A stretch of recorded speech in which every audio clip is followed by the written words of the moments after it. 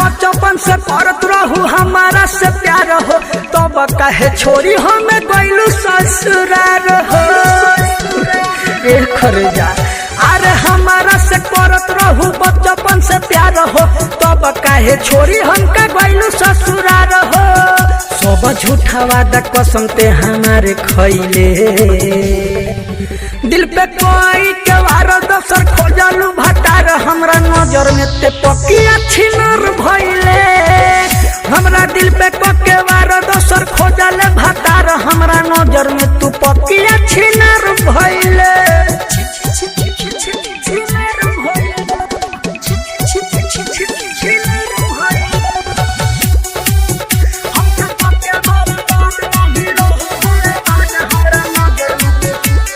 हमारा नजर से अब गईले ते गिरी कान खोल के सुन कब वही है ना भेरी सुन ले रे।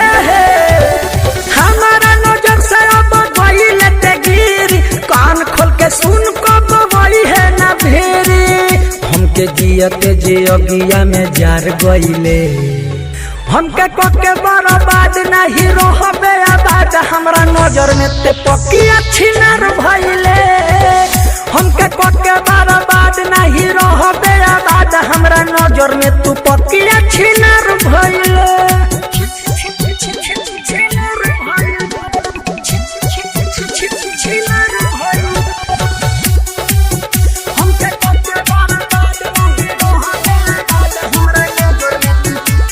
दूसरा के जाके बन गईले घर वाली भीमय अकेला खूब दिहे तो है गाली बुझले। अरे दूसरा के जाके बन गईले घर वाली भीमय अकेला खूब दिहे तो है गाली।